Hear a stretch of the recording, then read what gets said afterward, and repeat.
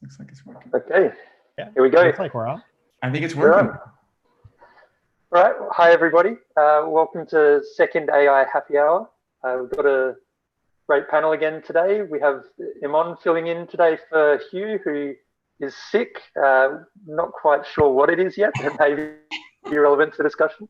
But today we're going to be talking about COVID in the era of artificial intelligence. So very exciting topical discussion for us. Look, I guess we've already introduced each other last time, but maybe we'll just go around again in one sentence or two sentences each, give a quick introduction and we'll start there, okay? So start with Iman. Oh, okay. So my name is Iman Banerjee. I'm an assistant professor in Emory School of Medicine. I have affiliation in biomedical informatics as well as in radiology. I'm also assistant professor in biomedical engineering in Georgia Tech. And my background is computer science, but I worked with radiologists for a really, really long time. Before joining Emory, I was in Stanford, so I had really good collaboration still with the Stanford team, Matt, Danielle. Yeah, that's it. Perfect. Moving around, how about Akshay? Yeah, my name's Akshay. I'm an instructor at Stanford Radiology. My research interests are mostly in rapid medical imaging acquisition. And once we have these images, what can we do with them? And a lot of these techniques really rely on using some novel computer vision techniques. Okay. Judy? Hey, my name is Judy. I work with Iman. I'm visitor of Emory University, and I'm happy to be here. Great. Radiologist and researcher, just to give the little addendum. Matt? Yeah, I am Matt Lundgren from Stanford, radiologist and researcher here. I work with pretty much everyone on this group and excited to be here too. Great. And Sharon?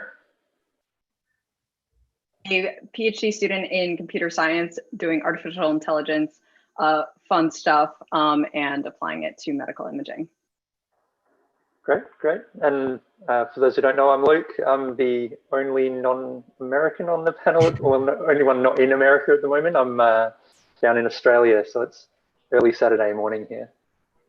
So talking about COVID, I mean, this has been a huge deal for the world, but it's been a huge deal for research as well, right? And technology, medical technology in general. The scale of this has been unprecedented for us, that we've seen this huge deluge of new papers, huge deluge of new technologies getting approved and put on market. I think I saw the other day, the latest stats are 600 new papers a day on COVID, which is something like a fifth of the entire medical research output. So this has just massively changed, and it's totally changed a number of things, like how journals are approving studies, research papers, how the FDA and CE marking and so on has changed. So this is a big deal for the world. So first question for the panel, just to kick us off while we're waiting for the audience to start posting some questions, is what are you doing with COVID at the moment? Is anyone working on COVID? Yeah. I think that most of us working on COVID, because you have to do that, because that's where the money is. So for research is oriented towards money. So of course, everybody is doing work with COVID, but just to continue with your thing, that also research is being highly affected because all our hiring are freezes. So apart from really the research part, also like the hiring student wise. So you cannot believe, like this year, Emory, for example, couldn't hire at least a single grad student because they stopped all the hiring freeze. Georgia Tech hired only 2 grad students. So you can imagine that that's also like affecting a lot our research. But still, we are working on COVID, yeah. Totally, and the restrictions on travel have majorly affected hiring new students. And no, so they stopped hiring because they are not really sure. First of all, traveling visa, as well as they are not really sure what will happen with the class. So until they figure out that. So this summer it was completely online class, but next they started doing the in-person class. But now, given that DeKalb County has a high rise in the COVID during the past few days, so they are going back again to online classes. So, and I suppose a good follow-on question then for you is, for the people that you already have hired, that you're working with, how are you finding the distance, the social distancing and so on? How has it altered the way your lab works? So it is good actually, because I think that now the PhD student, at least PhD student can probably, Sharon can tell us better, but I think they have more time now, because previously they have to run between the classes and waste a lot of time. But now they can attend more classes, they can focus on research because they are like all time in front of their computer, I hope. and I think the productivity increased actually, at least for our case, the computer science field, the productivity I think increased with COVID. Yeah, I guess I may have a slightly different take on that. One of the most challenging issues that I find with new students is onboarding them successfully. And I feel like such an important part of joining as a PhD student or joining as a postdoc is being able to interact with the infrastructure and the people already at an institution. And I think we're trying to make the best of things with Zoom, but I feel like it really doesn't replace just the natural coffee break room sorts of conversations. So just trying to think of a way where we can really facilitate that has been challenging, but it seems like this thing will be with us for, at least the imminent future. So I think it's just making us think in more creative ways of how can we socialize and how can we interact. And I think this really it's at a local level, but also, looking at conferences. Right. How does a virtual conference work? How can you really facilitate those in-person interactions? I think we've all started thinking about that a little bit more. I think, like you say, it's the new students that's the problem, right? The ones that are used to the situation, we're already settled in. We've been to conferences, we know people already. But the new students, they're not getting to meet people in their lab in person. They're not getting to meet people in their community in person. It's a big deal. So good to throw to Sharon then. What are you finding as a current PhD student? You're sort of mid-program at the moment or towards the end, is that right? We invite students into the lab all the time, and onboarding them can be challenging now, especially if due to connection issues, actually language barriers get exacerbated. So like someone who maybe you could understand when when an in-person conversation, you could kind of read their lips and understand what they were saying. Now, because of the lag in Zoom, it's harder actually to understand some people, and it's harder to actually coordinate with people. At the same time, I feel like when it comes to focus and directed work, it's much easier now. Yeah. And things are just way more efficient, and because you just like ping exactly who you need, and then there's much more focus time as opposed to time in meetings and going between meetings. And I think we've been trying, or at least I've been trying, to just really capitalize on using emojis as much as possible in Slack, as Matt probably knows. Love emojis. I can't get over it. It's a science. It's an art and a science, actually. It's important. We need more parrots. That's true. Not on the Stanford Slack. Definitely not. I know the person who put all those parrots in. He spent like 2 hours putting them all in. Doing a great service. There's a parrot for every occasion. It really is. It's incredible. You never run out of parrots. Was probably the last one. I tried to use all of them in appropriate contexts. Yeah. All right, so how about we circle back around then?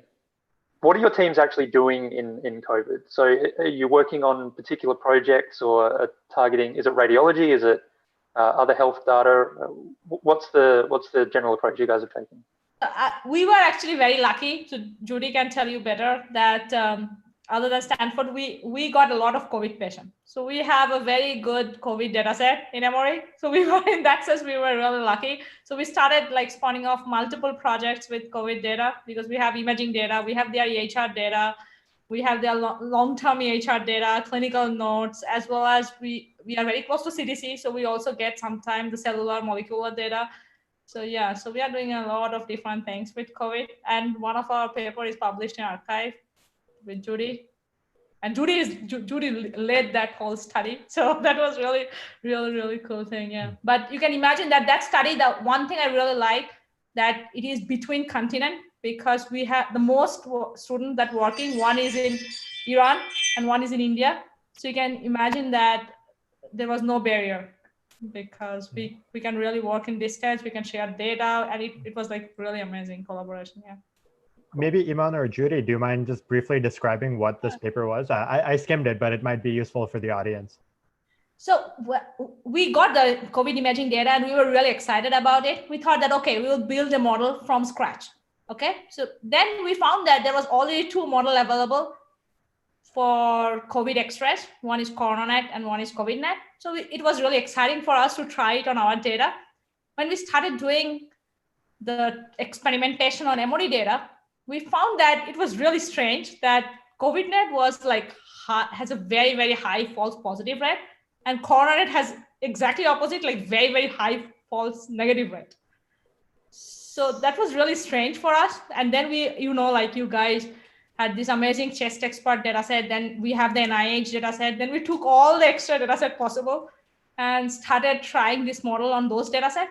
And we found very, very interesting observation. Judy, can you tell the observation on the other data set a little bit? Because Judy came up with the title. I really like the title, actually. Matt Langren, today I think you have competition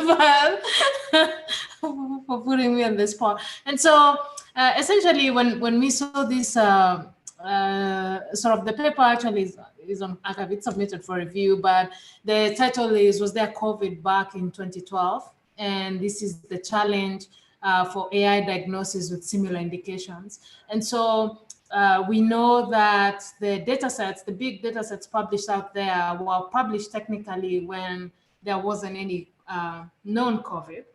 Most of these data sets, when they were curated. And so what we did was compare the performance and check that the model, how the model performed on those data sets, how many like COVID positive cases were called.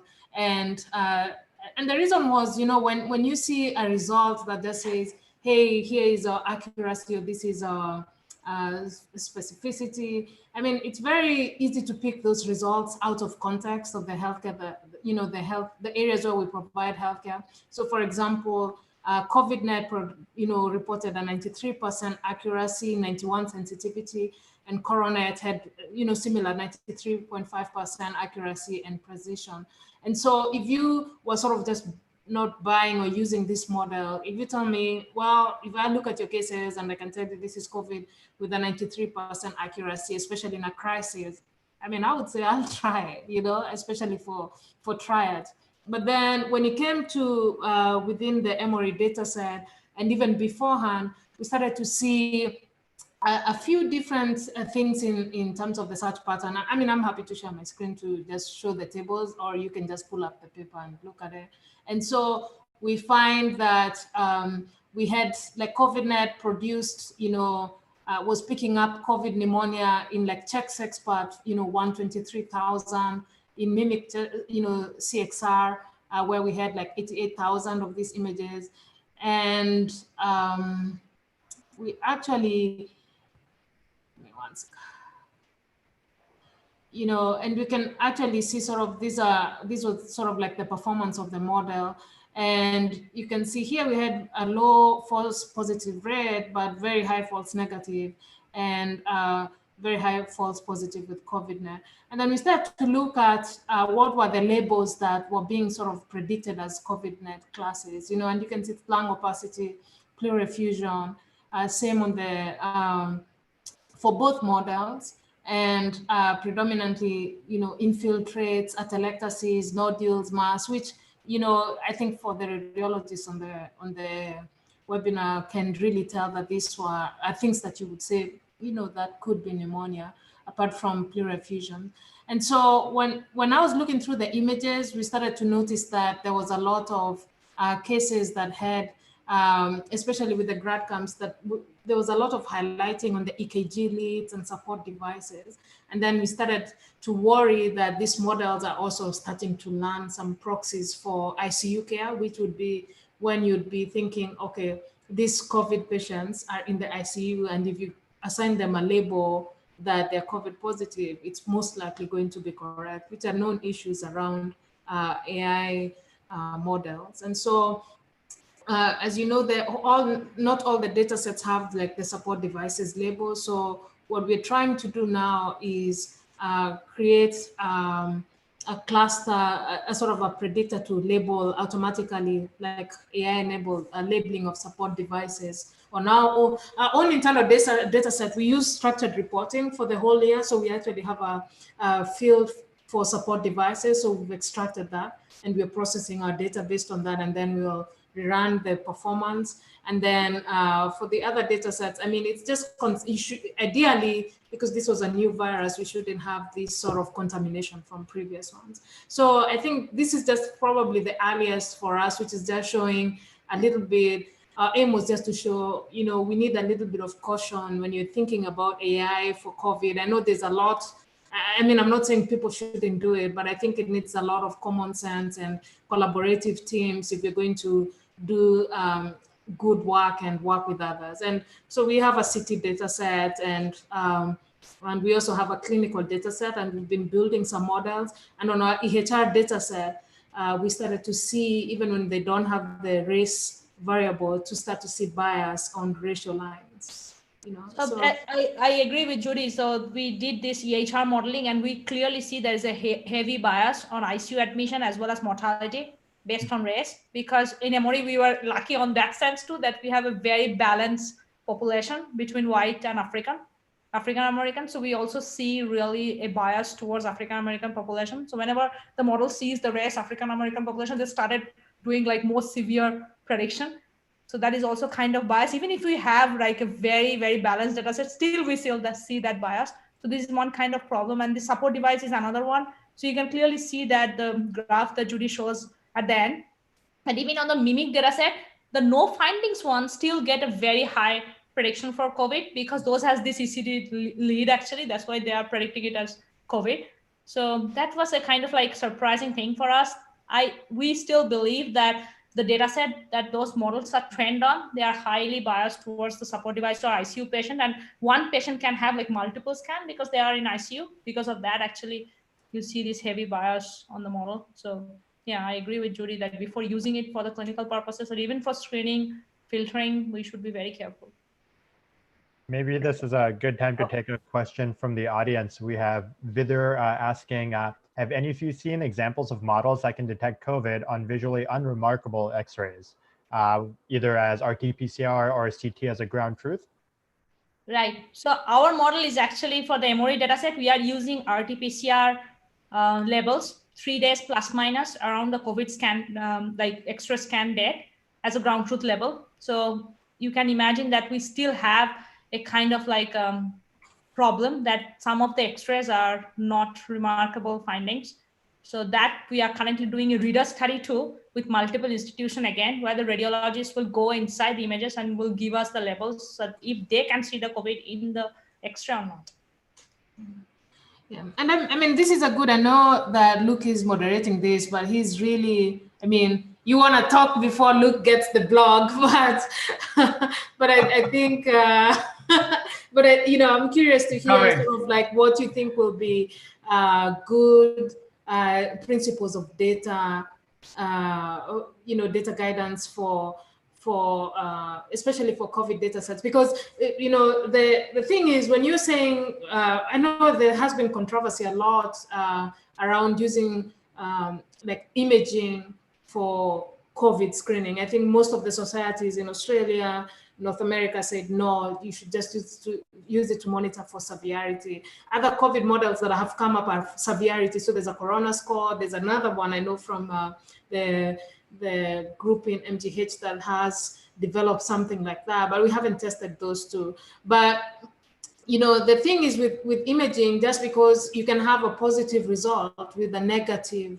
chest X-ray, and you know, and also we haven't explored this. Sort of, we didn't summarize this, but one of the things is that we have we've also looked at discordant results. Because we know that there has also been false negativity with the RT-PCR result.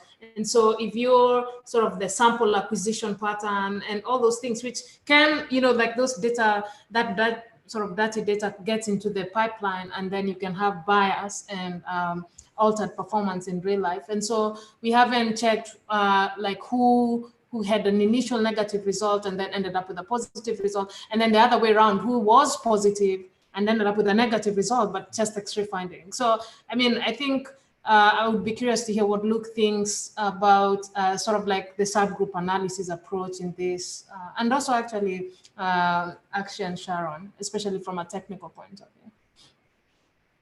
Look, I think this whole area is super interesting, and I'm probably going to nerd out a little bit here because to me, this whole pandemic has actually raised this really interesting statistical problem, and that's that the metrics that we normally rely on kind of don't work during a pandemic, particularly in the case of medical imaging. So, you know, the key metrics we always use in diagnostics and medicine are sensitivity and specificity. That's your, you know, true negative rate and your true positive rate, or false negative, false positive. And the big thing that's happened here is that the reason we use those metrics is that we call them prevalence invariant, right? That you can take the same test, apply it to different populations that have different disease prevalences, and you should get the same result. Now, in a pandemic where the disease has fairly non-specific features, we actually see this massive difference with specificity. That if there's very little COVID in a population, the vast majority of COVID mimics that will fool a human or will fool an AI system are going to, they're going to outweigh all the COVID cases. So you're going to have a very low specificity. If instead you go to an area that's absolutely covered in COVID, every case that has ground glass opacities is going to be a COVID case. And so you suddenly have 100% specificity. And so we've had this massive breakdown in basic medical statistics where you get papers that are saying we have 80% specificity or 90% specificity for CT. And then you have other papers saying you have 10 or 30% specificity. You know, in my state at the moment, one of the reasons I've stayed out of this, what are we doing in COVID, is we have no cases in South Australia anymore. We only had 400 across the entire period of the disease. And so, you know, in my state, if I had a COVID AI system, it would only be producing false positives, and it would be producing a large number of them. And so it's this weird situation where these models may work as long as the pre-test probability is high enough, as long as the prevalence of disease is high enough in the population. But as soon as you go out of that, for example, if you go back to 2012, I really like the title of the paper. If you go back in time, all you're going to get is false positives because there was no COVID and the imaging features are non-specific. And so it's really, really hard to even work out how you could measure these AI systems anymore for detection. You know, severity, like you say, is a different thing. But for detection, it's hard to know how you would even justify this across sites, for example, because they're going to have different prevalence rates. But do you really think that, Luke, that if we merge different data from different institutions and build a model by collaborating with different institutions with different pre-test probability, that would solve the problem, or we should just fine-tune the model on each specific population separately? I mean, hard to say with detection. The real question I have in my mind, putting on my clinical hat here, is what is the real benefit for us doing detection? That, you know, looking through a CT to find features of COVID is something we can all do fairly quickly as radiologists. The benefit from doing it with AI may be you get this little pre-screening advantage. As the images come in, maybe you can detect them the second they hit the scanner, and particularly for cases that weren't clinically suspected, maybe you can find them. But this isn't the bulk of COVID patients anymore. This is quite a small subset. And the question is, how much benefit are we actually going to get out of that? One thing that I've been thinking about in this, you know, particularly thinking about writing blog posts and so on, is that if that was a beneficial thing to do, if it was super important for us to pre-screen CTs, for example, we could have just put a radiologist on it.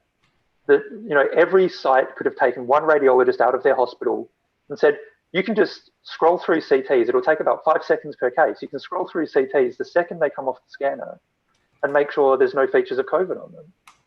The fact that we haven't redistributed resources to do that makes me kind of think that there isn't a strong driver for it.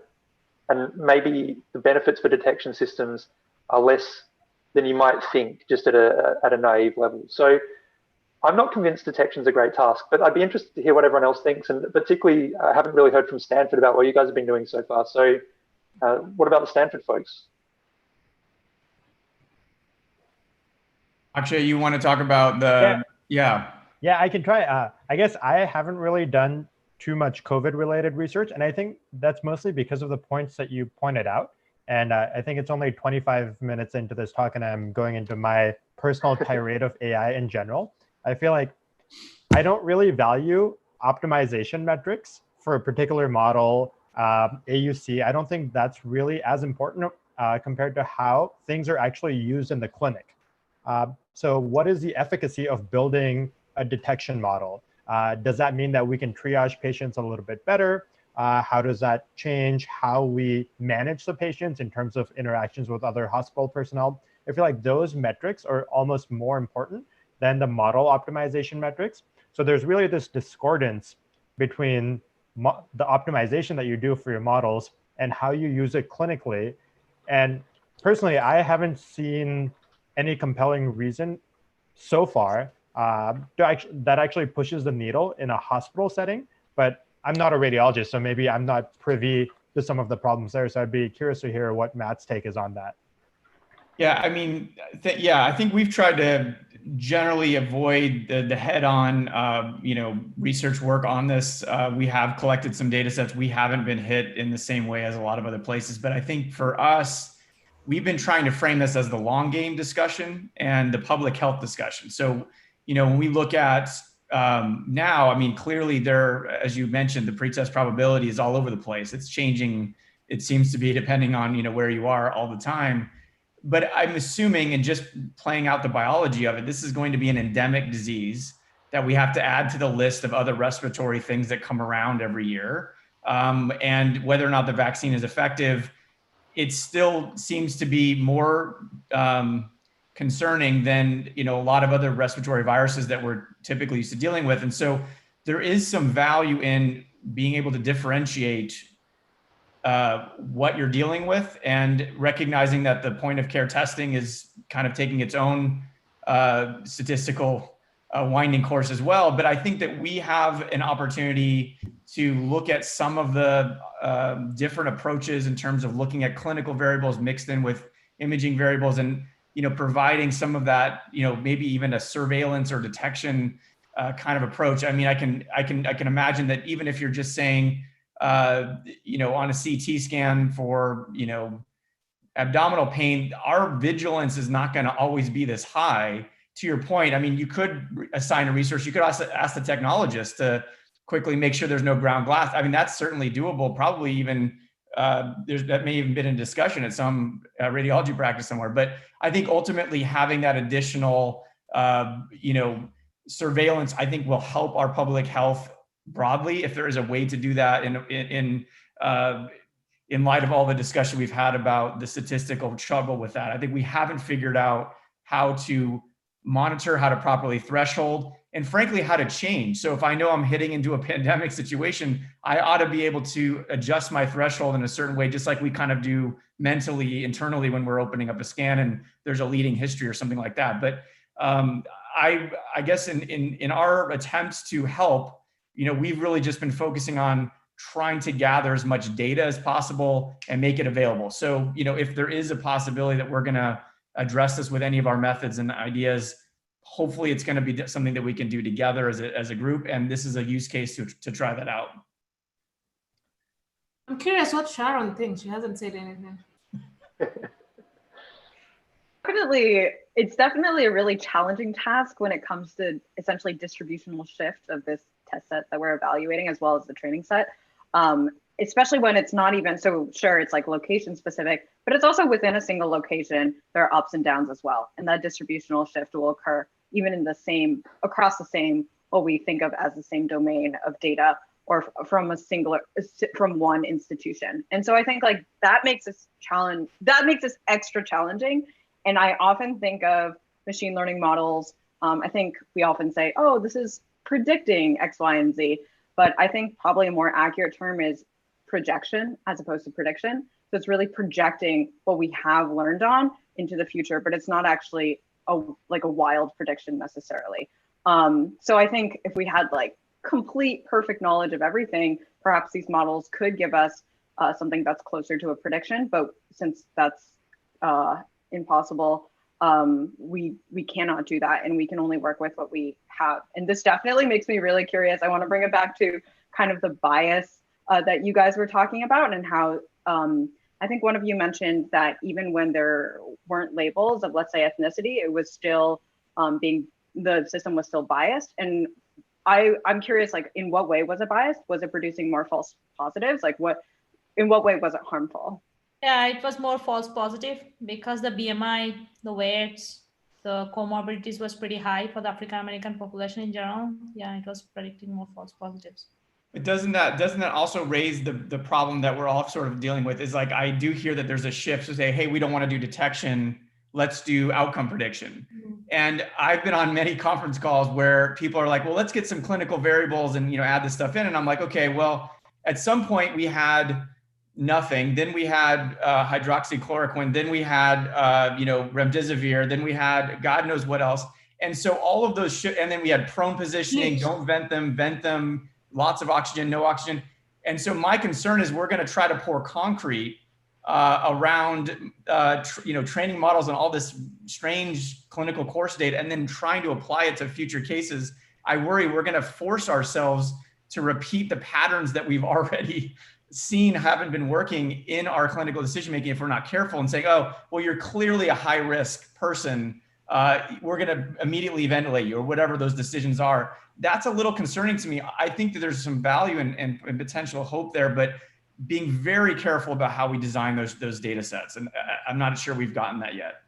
So Matt, I just want to piggyback with someone who's not typing on the chat, but typing in my messages, someone called Newsom. And I just want to say what she is saying, which I mean, she said, is the positivity the goal of testing, or should infectivity be the goal? And that's a big question, right? Do we care if it's just an RT-PCR positive? Because we know some of this, the testing can be detected for a long time. And I think there was a little bit of this issue around nasal swabs versus oral swabs, And so what if we detect like, and that's something I don't think,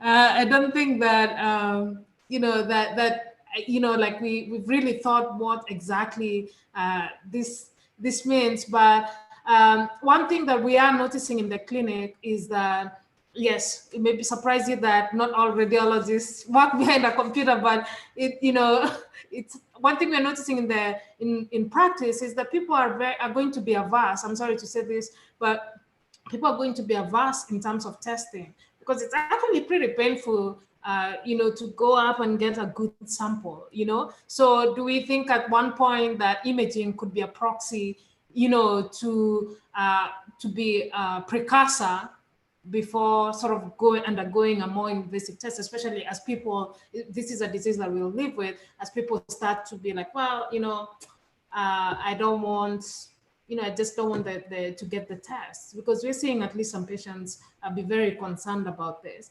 And then another sort of like,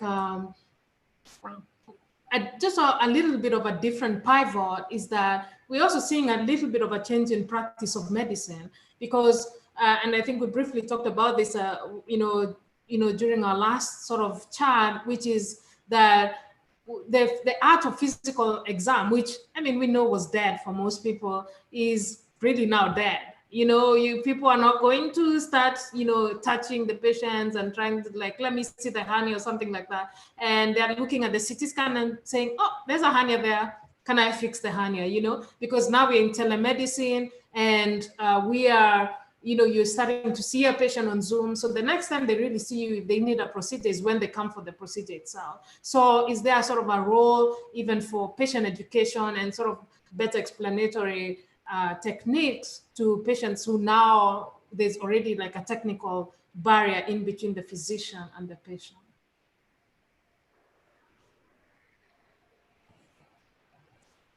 Yeah, I mean, the idea that patients may prefer imaging over swabbing is, we just had a comment from Jessica in the comment saying that she's saying that prefers what's more accurate, essentially. Like, it was horrible to have the swab, but it was over quickly and so on.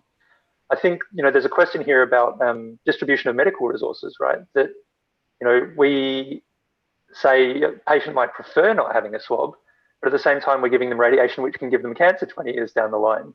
And so, the immediate short-term benefit has to be weighed against the long-term benefit as well, even ignoring how accurate these tests are. This is one of the things we have to deal with in radiology is we're actually, zapping people's cells with a fairly large amount of radiation, particularly in a CT. And continuing that point, maybe this isn't as big a concern in Australia, but just if imaging were to be used as a screening tool, how do we think about the costs of the imaging in terms of reimbursement structures? Who pays for the cost? How do we efficiently have more technologists who are doing the screening? I feel like that's a tough question, and I don't have any answers, but yeah, it's just something to think about. I'm not sure if anyone else here has thoughts about that. Well, I don't know if I can address that directly, but I think we could dovetail into the idea of, how does the future technology and imaging present itself an opportunity? And I think if you're talking about point of care ultrasound on a cell phone, and I could go through a protocol on my own chest. I mean, there was several people on social media that would show daily updates of their ultrasound in their home, right? I mean, this is what people do, right? So, but it was really interesting because honestly, the findings, were not as hard as I would have thought, because we aren't, at least in America, we don't do a lot of thoracic ultrasound, at least in adults. We certainly do it in kids, but I'd like to know, I mean, how would a technology look if you had an ultrasound in the hands of your patients? Would we have any sort of algorithmic, support for that? And would that be a future state for some of these monitoring and someone who's quarantining or whatever? Is that a viable way forward for this? I guess there's a technology barrier here, though, right? That in this case, we have a pandemic that produces peripheral ground glass opacities, which means that point of care ultrasound in general can reach the part of the lung that has the disease in it. But if you had a disease that happens to cause central opacities, ultrasound has absolutely no use, and no one has a home CT scanner, so you can't do point of care CT. So, I mean, in this case, potentially, I think we have seen now some FDA approvals for point of care ultrasound and even some AI applications in that space. But we happen to have the right mix of pathology and technology here, and that's not going to be the case almost ever, I don't think. But I actually have a question. Now we may have another second pandemic, right? The swine flu outbreak. New swine flu, yeah. Right. So I'm curious to hear what people think about. I guess it's not AI and COVID, it's AI and pandemics. What do we think? And maybe also, like, on a positive note, like, what are actual things that can be worked on right now? Building my cave, as we speak. Building the bunker, yeah. Look, this is a good segue, because one of the things I think we should really talk about is we've had this change in how we do things in research and technology. We've reduced peer review, we've reduced regulatory oversight, we've got these things called emergency use authorizations. How comfortable, if we're going to have more pandemics going forward, which looks like it's going to be the case, not necessarily swine flu, but changing climate and so on, how comfortable are we with the way we're doing things at the moment? Do we feel that these models that are going out, perhaps looking at the way Judy and Imon have done this research, do we feel that these models going out are reliable enough that we can pass them through without scrutiny? And should this be the way we practice going into the future? Should we be using technology without the same sort of scrutiny we've had before? I'm a big, critic of AI testing as it currently stands. Is this safe? And I just want to add to one point to your question, actually, that even in the journals, we see that even if we submit the review and if you just put the keywords COVID, it goes to the quick review process, and all the other paper where you are working like for 2 years, 3 years, that goes into another queue and just wait for peer review.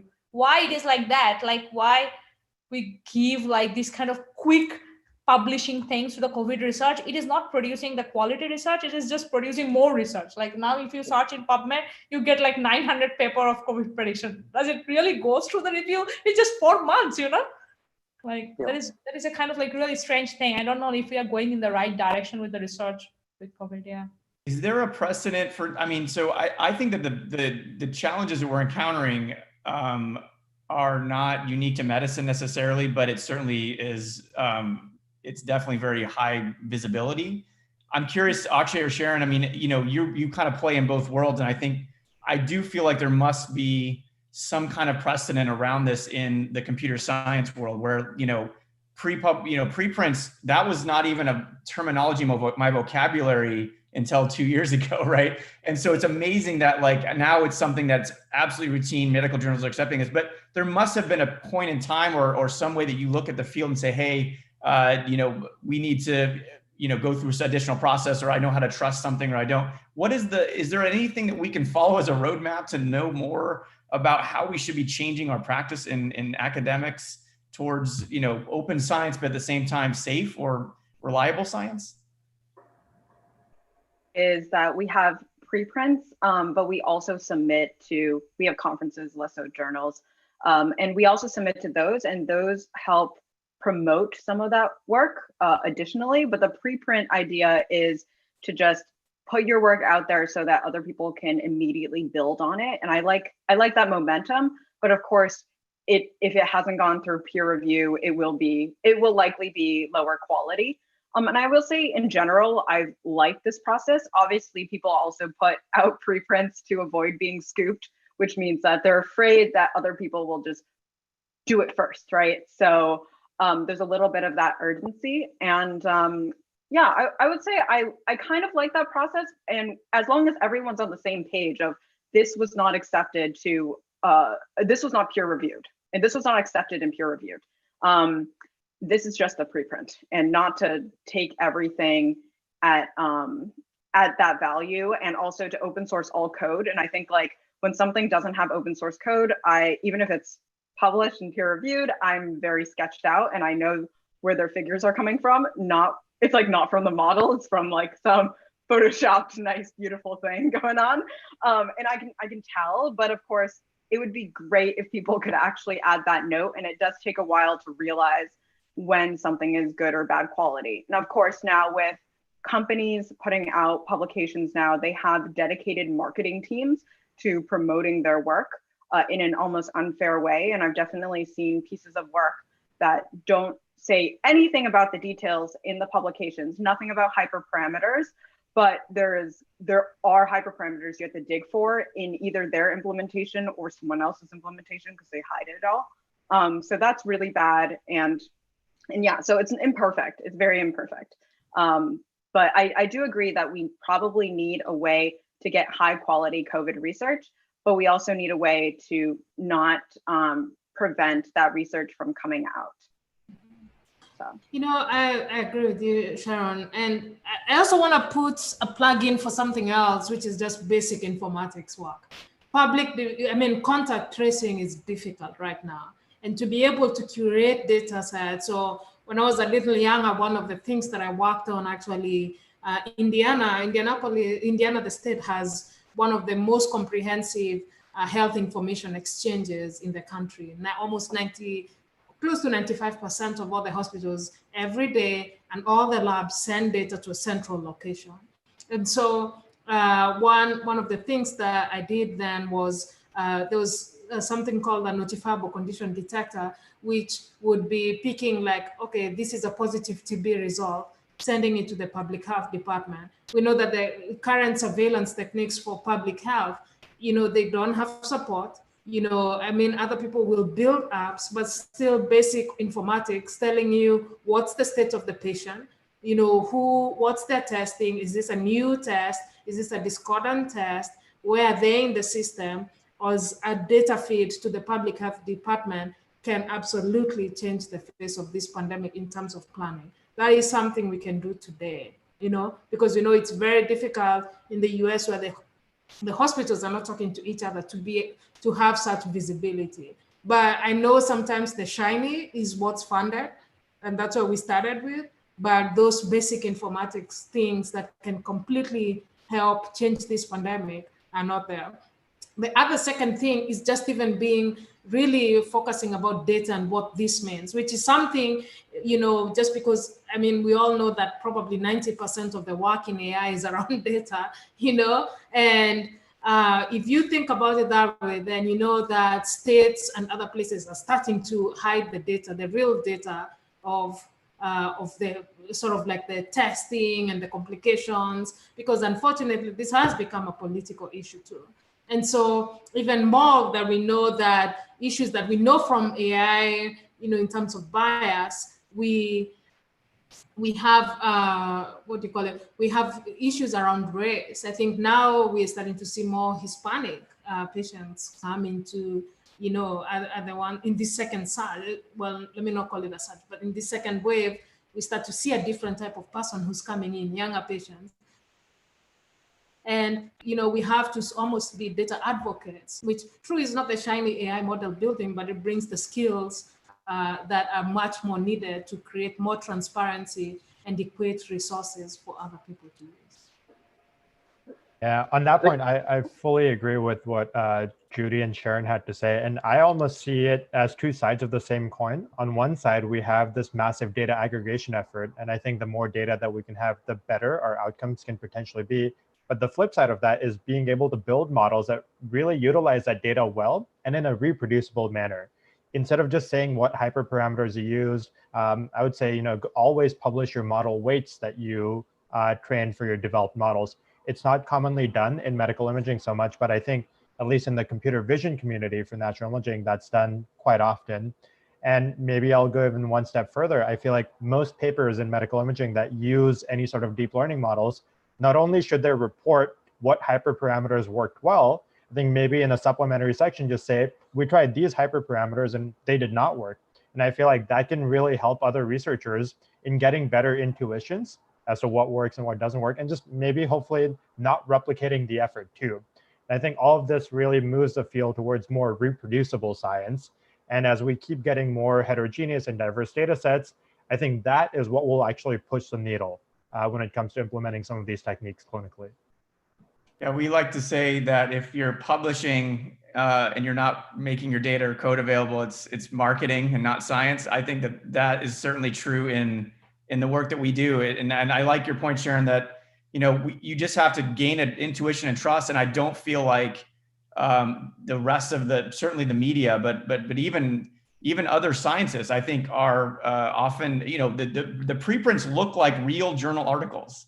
Like it's almost like it's almost like it's a trick, right? I mean, because it's very organized in the same way, and you're like, oh, this is great. And then you're like, wait, hold on a second. This wasn't. And again, this isn't saying peer review is the end all be all, because that's the problem too. We don't. And I think someone mentioned in the comments, there are challenges finding people that have the right mix of expertise. This is a sort of a newish field, but so yeah. But I do think that making data and code available is sort of the point of going and making the academic field more rich with your insights and having others reproduce and build on that. But Matt, I really like the publishing the code and the data as open access, but sometimes we also create problem with that. For example, with free text, because like the fusion model that we are doing with images and free text, sometimes we cannot release free text because so those kind of like challenges. Even with X-ray, we wanted to release the COVID data, but we realized that those bound in characters, even with OCR, is not always perfect. So anyways, we'll lose a lot of like manual time to go inside and check every image. So so this is a kind of like balance between how much we should release and how we can release, how much manpower we have. It's not always like researcher doesn't want to release the code or the data, but sometimes they also have this kind of problems. Yeah, that's a good point. Yeah, and it requires resources, right? It costs a lot of money to make that data set able to be released, at least at our institution. And I think said last time as well that we shouldn't actually be 100% negative about the idea that sometimes researchers don't want to share their data or models. That this is a highly commercialized field, and there is essentially the only thing you have that's defensible in your work is your data and your model. And so if people are thinking about turning this into a business at some point, or turning it into something that can earn money for their healthcare system so they can help patients or whatever they're doing, that's not necessarily the worst motivation in the world. We're often really critical of people that have this financial incentive, but it's not necessarily the worst thing in the world. And it's certainly true that it's very hard to get AI models to people if you don't take a commercial pathway. So, you know, I think we shouldn't demonize that necessarily. I think this idea of preprints is really interesting at the moment, in the sense that for years we've been fighting in medicine to have preprints, and a number of major journals have fought against it and fought against it. You know, the medical community has been really skeptical of this. And then all of a sudden COVID happens and they say, well, we don't need peer review anymore. We're just going to have a small panel of experts and pump it out there. And we've seen the quality of research drop tremendously. But this is published research. This is now given the same level of credibility as properly peer-reviewed research. So it seems like we've taken all of the worst aspects of preprinting and just shoved it out into our journals. It's honestly the most bizarre social experience I've had in research, I think. And I'm sure the Lancet and the New England Journal have strong opinions on that too, with some of the recent retractions. But I guess that's right. I mean, we've had a retraction now that you know, the original research came out. Every clinical trial for a particular drug across the world was stopped because the WHO said this is too dangerous. And then within a week, the paper was retracted. This directly affected patient lives. And, you know, people have had this concern for years about preprints, that people will trust them too much. And all of a sudden we've jumped this trust barrier with this new publishing model around pandemics. And it's caused all the harms that people thought preprints might cause, but never did. So yeah, I will say that, to your former point, the problem with that was that there was a for-profit data selling group that wouldn't allow the data to be made available to anybody, even apparently the people on the paper. So if you don't have data transparency amongst your own researchers, it's even already a red flag. But certainly if you had made that public, it would have been absolutely mowed down in a second, based on just the peer review of the social groups that are all very interested in these data. I mean, I think we talked about that last time too, right? In medicine, research is often on such a grand scale that it's not just one group of like 3 or 4 people in a lab gathering a data set. You have these commercial research organizations, and there are all of these weird incentive structures in that. And so I guess there's been, you know, a rational concern about how unpeer-reviewed research is received. But, you know, in this case and in the Andrew Wakefield case, you know, decades ago, for example, you can't guard against fraud. Like, if people are just making data up, there's nothing you can do about it. But this was detected within a very short space of time once people saw the paper, and maybe peer review could have caught it. So interesting time. Then the problem is that then we are just targeting the unpeer-reviewed paper, but sometimes also in peer-reviewed paper, we see the similar trend that it was not the proper, because this is such a mix of fields between computer science, medicine, computer vision. There are so many mix of fields in our specific area that even if we go for peer review, sometimes we don't find the exact reviewer with that exact expertise. And that's it, like our papers, because we know that what question the reviewer should ask, that we know that the flaws of the paper, but sometimes the reviewer doesn't ask it and we publish it, right? Yeah. Yeah, I wonder if there's an in-between that we could play with so for some computer science venues, we have an open review system. So reviewers will actually post their reviews first, but the public can also review it. Right. That I really like, actually. Yeah, and I feel like there needs to be an almost obligatory like one-pager before you read an article, any article, and this could be like a stamp of approval of like USDA organic style, where like you read the limitations, and they're first maybe compiled by the researchers, but then go through other people adding things that are limitations to it. And it could be like an open review system where there are comments. Of course, they get like really nested and deep. So maybe now is the time to leverage some of those AI summarization bots to summarize things, or just have moderators do it for like large, really popular articles, like they do for Quora. Like I can imagine that happening. And I can imagine that being far more effective. And we could even find, you know, people can post anonymously or not anonymously as reviewers, and certain people as a reviewer would be qualified to be an actual reviewer for this paper. And at some point it could get a check mark of peer reviewed. Like, I'm picturing in my head, Sharon, I love this idea. I'm picturing like, at the end of those drug commercials where it says may cause rash, headache, sudden in death. a nice voice, in like a beginning of the funny paper. voice. I'm at the very beginning of the paper. It's all the things that are going to be terrible about this situation. Please ask your doctor if AI is right for you. but it'll be like of someone like dancing in a field of flowers with the sun shining as you're like, this may cause cancer and you might die. I will make a plug for Open Review. There's a few medical imaging conferences that have started using that platform, which I really like. There's one going on, I think, next week. It's called Medical Imaging and Deep Learning. And I really like that platform because for every review, the reviewer has to say how confident he or she is about that review, how much expertise that person has. So I feel like if you're actually trying to summarize those reviews, you can use those readings really well, and the public can comment on it. So I think fixing the peer review process is hard. It's not going to be done overnight, but I think steps like this are definitely moving in the right direction. Right.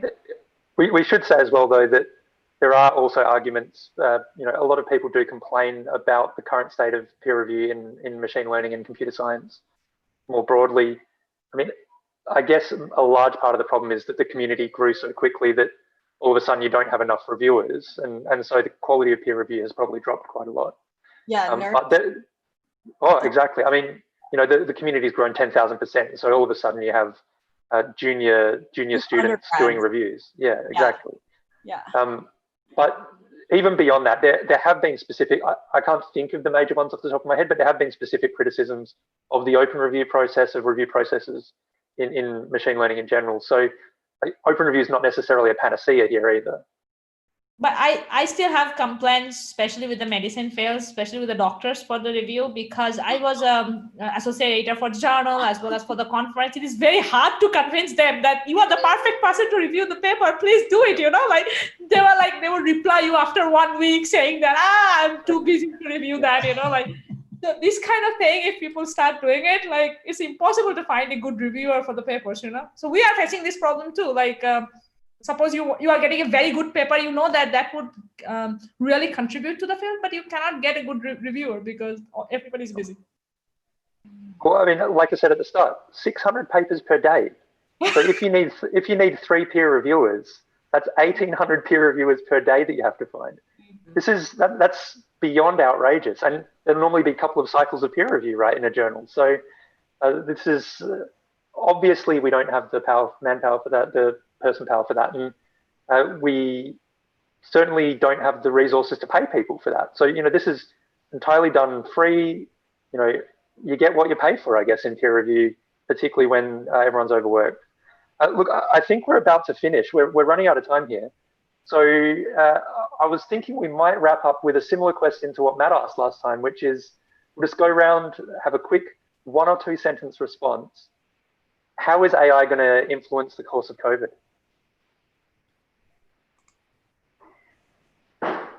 No one wants to start. Is AI going to influence the course of COVID? It's going to help a lot of people get promoted from publications. There you have. Yep. That's something. What? Cynical. Not the most cynical view at all. Luke, I might do what a politician does and actually change the question. I will try to answer, how will COVID change AI research, I think. I think just the aggregation of multiple data sets will help us better understand how to deal with heterogeneous data from a basic machine learning perspective.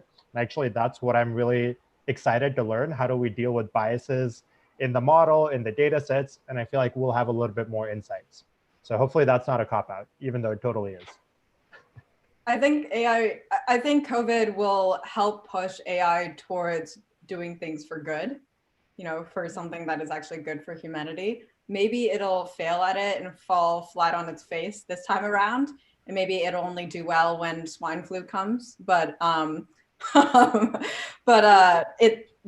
think it'll actually push it in the right direction, maybe taking people away from working on surveillance. Oh, I guess it's me.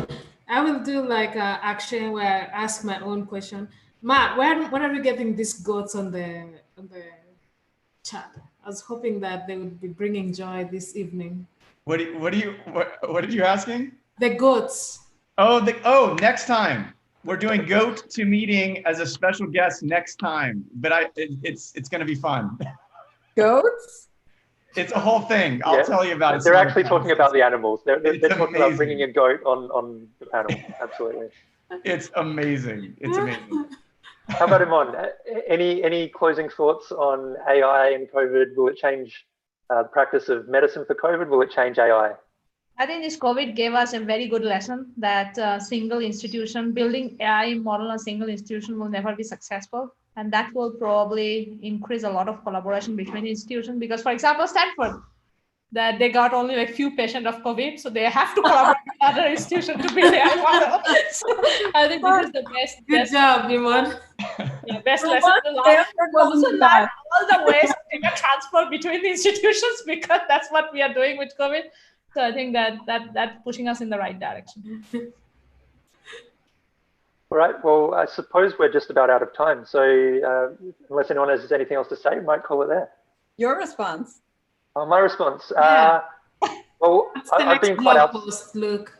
Also, Matt only talked about goats, by the way. Yeah, that's true. That's true. Matt's COVID is only affected by goat. Hey, listen, they may have something important to say. Don't count it out yet. Yeah, that'd be insensitive. So I've already been outspoken that I don't think COVID is going to have much of an impact. I don't think AI will have much of an impact on COVID in general. I don't think there's very many applications where it'll be useful. I think the thing that we are going to see though is we've seen a lot of hospital groups starting to use AI because of COVID. And we might just be tipping over a little barrier where people start using AI more. Until now, it's been very hard to get stuff into practices. People have been unwilling to try it. And this first try might be the start of a tumbling boulder running downhill. So maybe we'll see more AI use.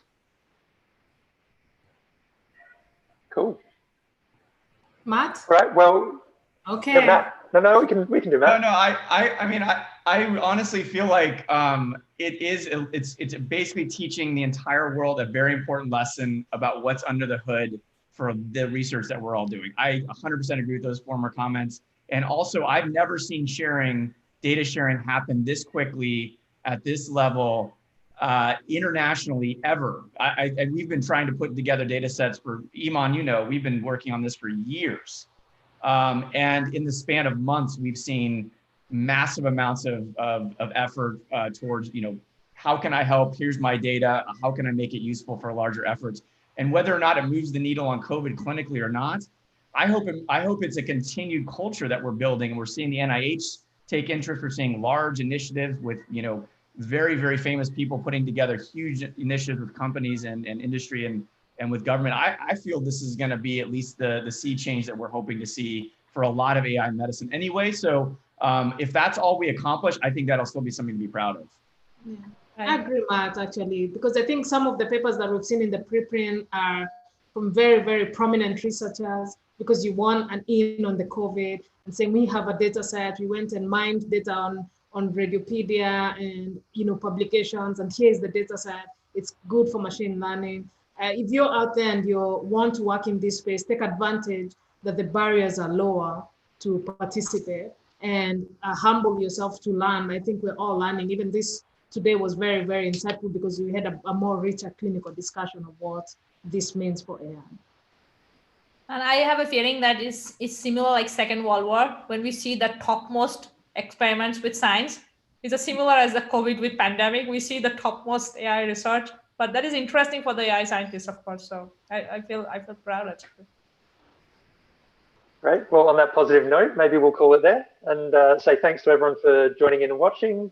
Thanks for all the comments from the audience. Sorry we didn't get to some of the questions.